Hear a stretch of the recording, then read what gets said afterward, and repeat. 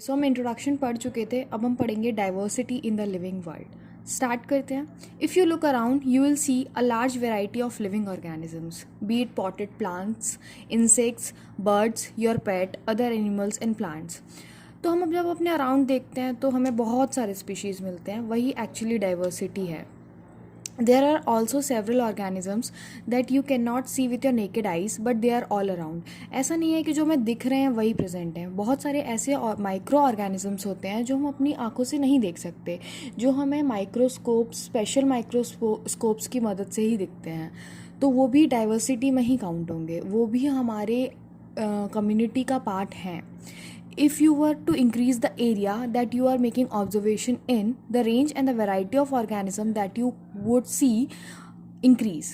Obviously, जब आप एक छोटे एरिया में यदि अपना ऑब्जर्वेशन कर रहे हैं तो यहाँ डाइवर्सिटी आपको कम मिलेगी। जब आप इंक्रीज़ कर देंगे अपना एरिया तो ऑब्वियसली यहाँ पे और ऑर्गेनिजम्स होंगे, तो वो भी आपके इंक्लूड हो जाएंगे।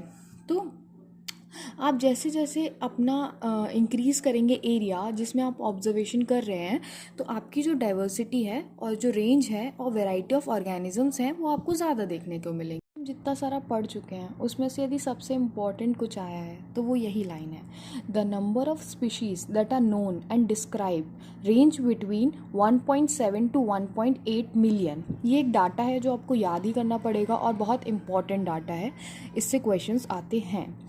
और 1.7 to 1.8 मिलियन स्पीशीज़ डिस्कवर हो चुकी हैं, ठीक है। और हैं कितनी स्पीशीज़, ये एवोल्यूशन में डाटा दिया हुआ है, 7 to 8 मिलियन स्पीशीज़ प्रेजेंट हैं, बट अभी तक डिस्कवर नहीं हुई हैं। बहुत सारी अभी डिस्कवरीज बाकी हैं। तो ये जो डिफरेंट रेंज हाँ प्रेजेंट है स्पीशीज़ की, उसे ही हम कहते हैं बायोडाइवर्सिटी। आगे पढ़ते हैं। There are millions of plants and animals in the world. We know that plants and animals in our own area by their local name.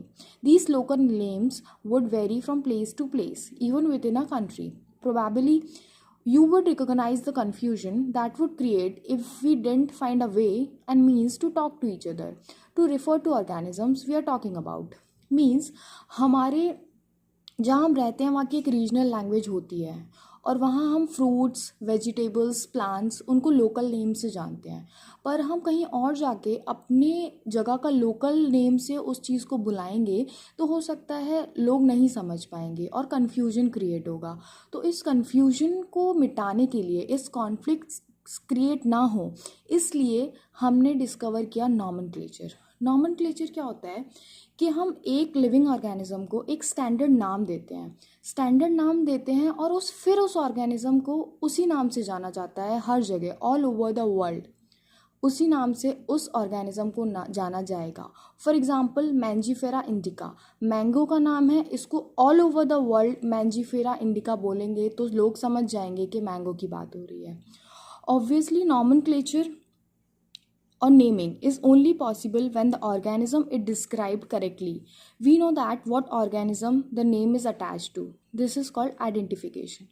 अब इसको थोड़ा सा एक्सप्लेन करते हैं। जैसे हम किसी चीज़ का नाम कैसे दे सकते हैं जब तक हम उसको आइडेंटिफाई नहीं करते हैं। हम किसी चीज़ को देखा, हमने सपोज़ हमने एक ए ऑर्गेनिज्म देखा, तो हम देखेंगे कि वो प्लांट है, एनिमल है, मतलब उसमें क्लोरोफिल प्रेजेंट है, वो समझ आ जाएगा प्लांट है, एनिमल है। फिर हम देखेंगे उसमें नोटोकॉर्ड, यदि सपोज वो एनिमल है, फिर हम देखेंगे उसमें नोटोकॉर्ड प्रेजेंट है या नहीं है। यदि नोटोकॉर्ड प्रेजेंट है तो वो वर्टिब्रेट है, यदि नोटोकॉर्ड एब्सेंट है तो वो इनवर्टिब्रेट है। सपोज उसमें नोटोकॉर्ड प्रेजेंट है और वो वर्टिब्रेट है, तो हम देखेंगे उसमें और क्या फीचर्स प्रेजेंट है। सपोज उसमें मैमरी ग्लैंड प्रेजेंट है तो वो मैमल्स में आ जाएगा। ऐसे हम आइडेंटिफाई करेंगे और फिर नाम देंगे। फिर उसके बाद in order to facilitate the study, the number of scientists have established procedures to assign a scientific name to each known organism. This is acceptable to biologists all over the world. For plants, scientific names are based on agreed principles and criteria which are provided in International Code for Botanical Nomenclature. मतलब जब हम plants का nomenclature करते हैं तो principles और criteria जो कि international code for botanical nomenclature ने प्रोवाइड किए हैं, हम उसके बेसिस पे करते हैं। सिमिलरली जब हम एनिमल्स के लिए नॉमेनक्लेचर करते हैं तो जो प्रिंसिपल्स और criteria international code of geological nomenclature ने प्रोवाइड किए हैं, हम उसके बेसिस पे करते हैं। दोनों ही बहुत इम्पॉर्टेंट हैं, दोनों ही के फुल फॉर्म्स एग्जाम्स में पूछे जाते हैं। That's it.